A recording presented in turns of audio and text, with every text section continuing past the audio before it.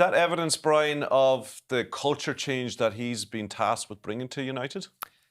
I think the one bit surprises me about it, Tommy, is that they didn't have someone there already in that role at a club like Manchester United. We discussed in earlier, Richard said he thought that Manchester City had 3 people in that role. I think they used to have meetings among themselves before they had meetings with the players. But anyway, that really surprised me. I mean, back 30 years ago, I had a sports psychologist working in St Patrick's Athletic, Felicity Heathcote. She was great, and we got a great reaction from her. And then the brilliant Liam Moggan come in and work with St Patrick's Athletic for a long time after I had left too. And I worked with sports psychologists around the international teams as well. Not so much with the players, more with the staff. I should have had them with the players. Now I think Stephen Kenny is using forward, isn't it, David Forward to some degree in that role.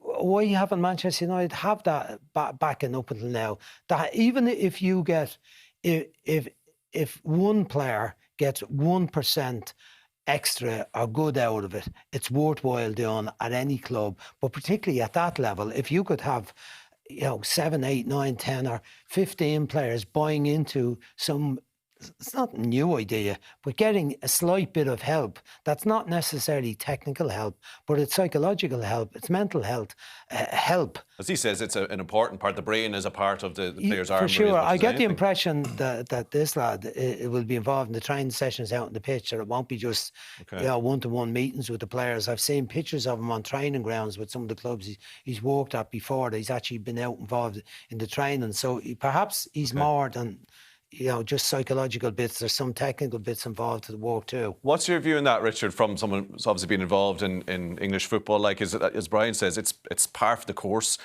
in other clubs, but also in other sports. I mean, you don't see a GAA team go up in the Hogan stand when they're not thanking performance coaches and psychologists. It's just standard in other sports as well, in individual sports.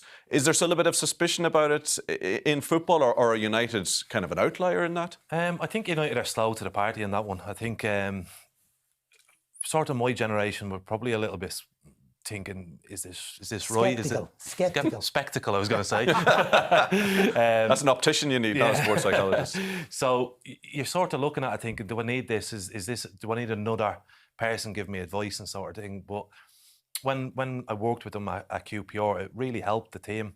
And I think as a footballer, you can sometimes get lost in football and think the whole world revolves around football and around your result at the weekend, when in reality, when the match is gone, the fans go home, they're finished, all that stuff, but the players live with that result for a long time. So if he can then get them to clear your mind, move on, new day, new training session, new game, then they start to be more positive and not think about what's gone and look more to what's coming forward. And I think, like Brian says, if you can get 1-2% out of any player, it's a bonus for them. And for United not to have had that role filled previously is a surprise. And